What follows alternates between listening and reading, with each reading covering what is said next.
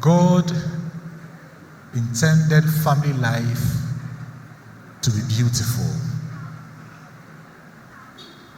He intended family life to be a place where every human being will feel loved and cared for,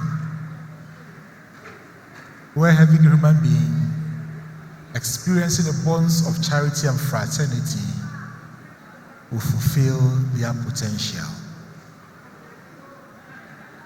So as we celebrate the feast of the Holy Family, it is important for us to think of family life as how God intended it to be. Brothers and sisters, though God intended family life to be beautiful,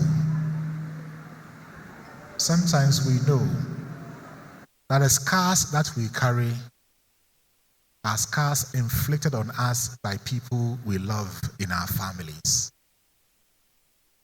People we have given our all to are the very ones who hurt us and hurt us real bad.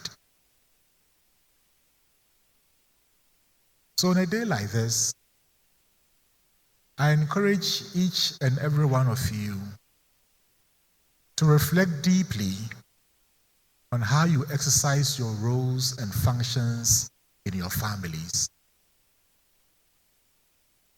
You exercise them in ways that build up one another,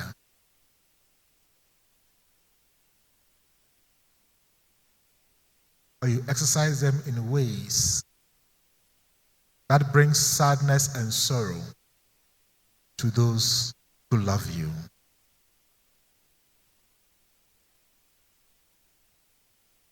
Sometimes the best memories are created in family settings, and sadly, sometimes also the worst memories we have are in our families.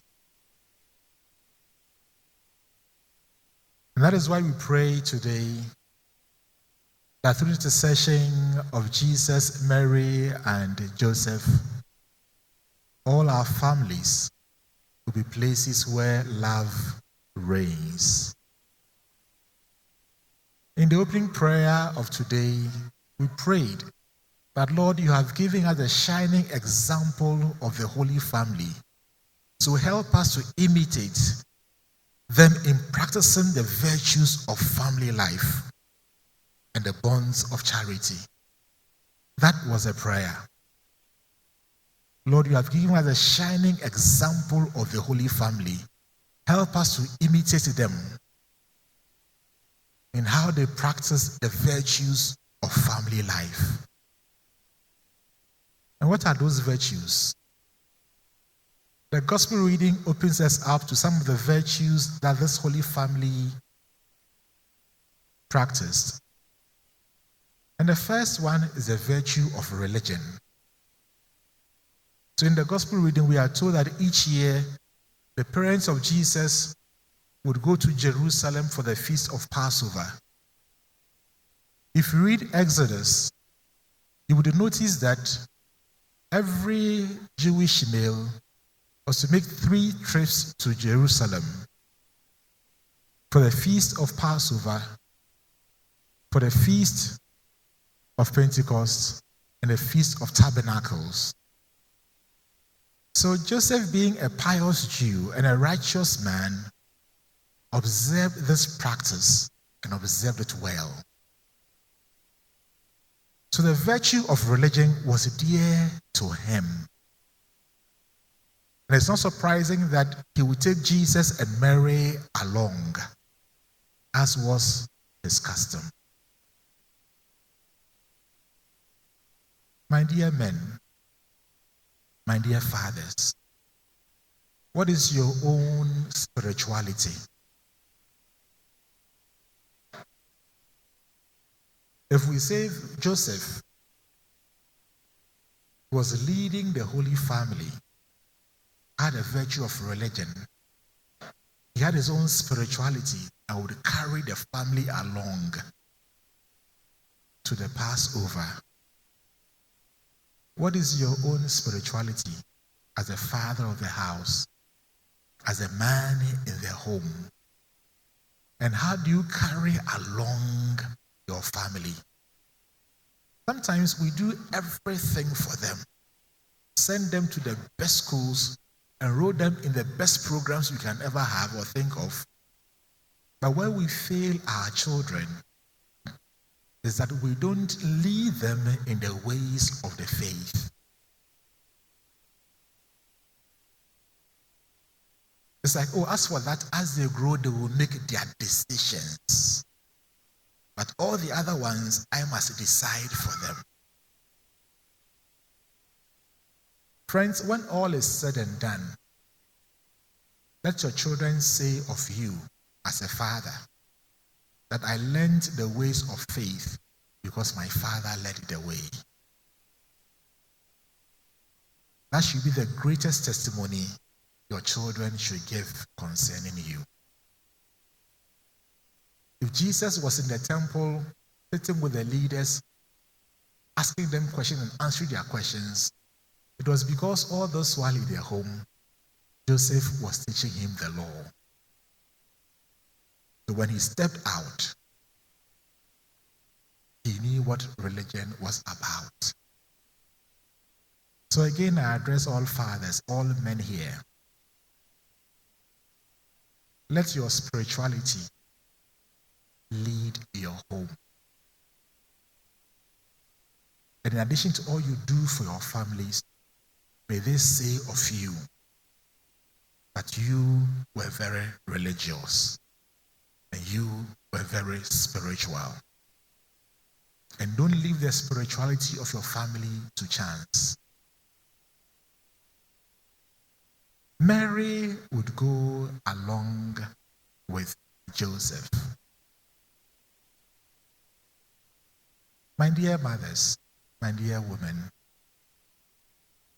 compliment your husbands in taking care of the spiritual health of your home.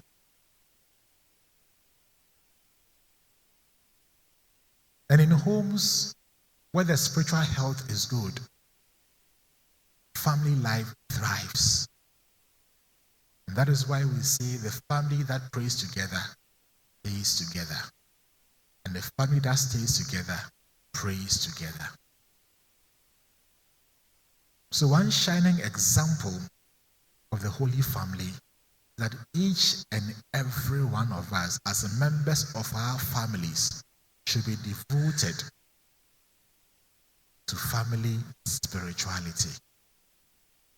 And let us affect each other with how spiritual we are so as to nourish the bonds of fraternity that exist in our homes. So they go to the festival, and what happens to Jesus? Jesus gets lost. He does not return with them. And that itself is one of the facts of family life.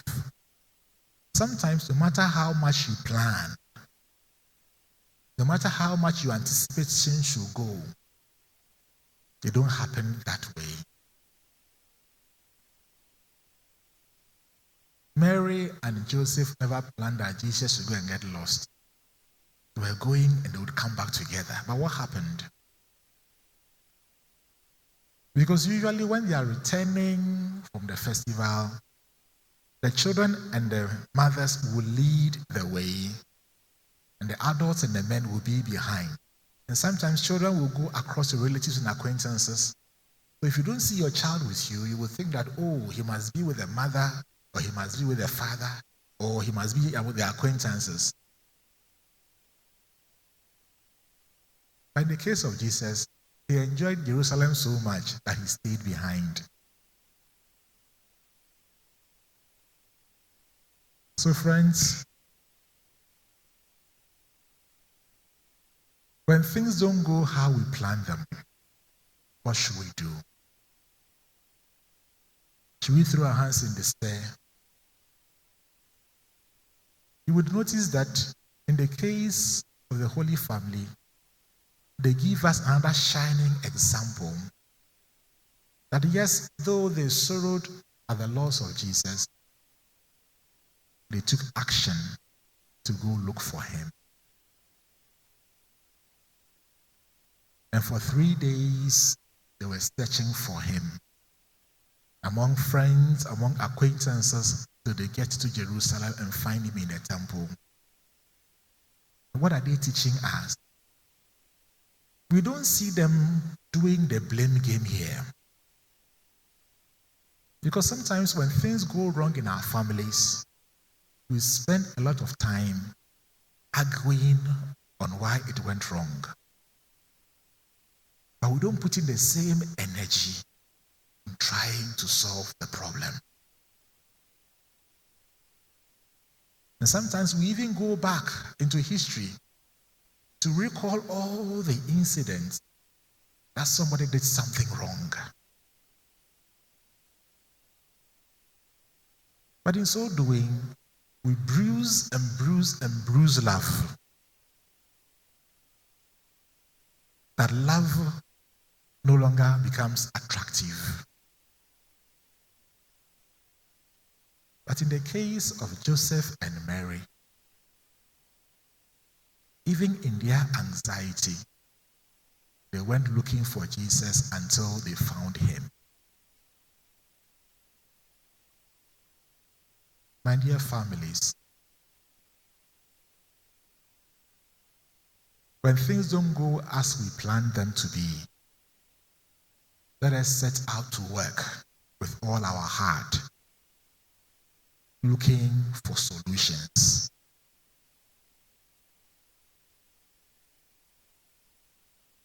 Because love is not love which alters when its alteration finds. And friends, even as I encourage you to look for solutions, please don't make it difficult for the solution to occur. Because sometimes one party will try and try and try, and the other party just closes up. So you ask yourself, are they really interested in finding a solution? One is, the other is not. And don't we say it takes two to tango?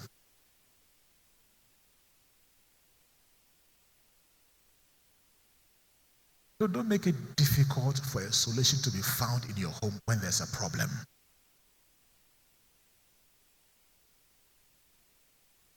We are all imperfect people.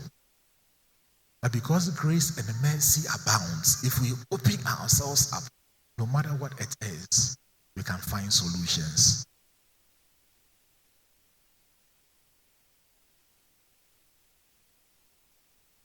And when they find Jesus, Jesus will tell them, don't you know I must be about my Father's business? And we are told Mary kept all these things in her heart. So in Mary, we find another example of the Holy Family. When Mary ponders things in her heart,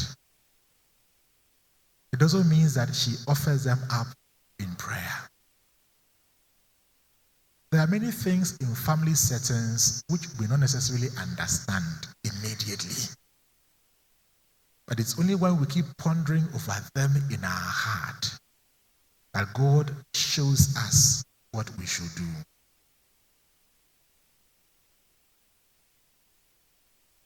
Sometimes, instead of pondering over things in our heart, we spend time barking at each other, giving each other attitude.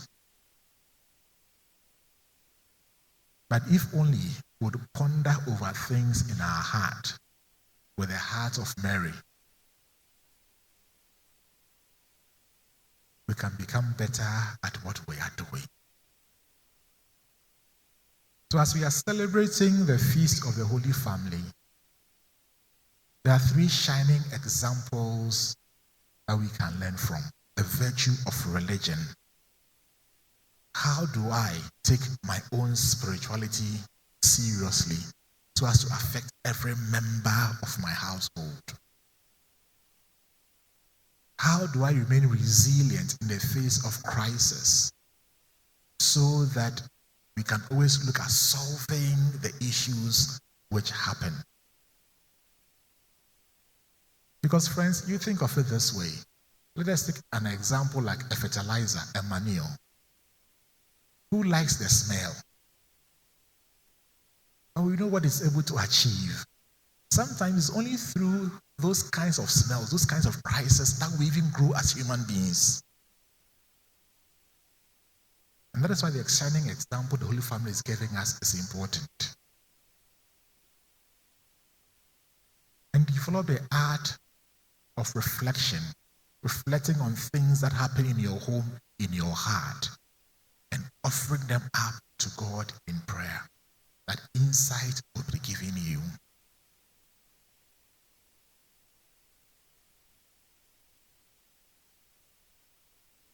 In 1890, Pope Leo XIII directed that every family should have the image of the Holy Family in their house.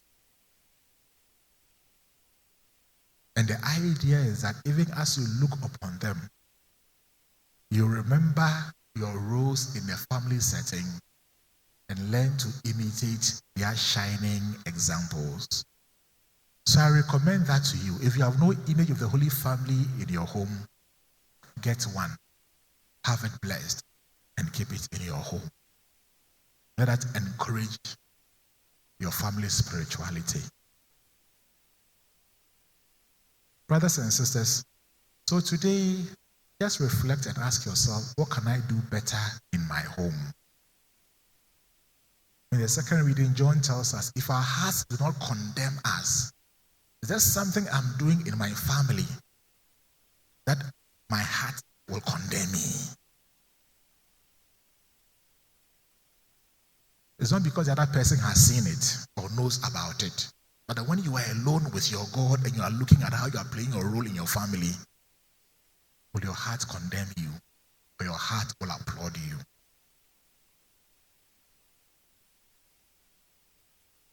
Let us play our roles well for the glory of God. In the first reading, we see Hannah in the temple thanking God because he's gotten Samuel. And Samuel, as we know, means God has heard. And Hannah will say, as you live, my Lord, I am the woman who stood near you here praying to the Lord. I prayed for this child, and the Lord granted my request. In their case, it was the issue of childbirth. But I'm sure as we sit here, we all have requests that are dear to our families. So as we are celebrating this Mass, let us offer them in prayer, that God will hear us as he heard Hannah's prayer.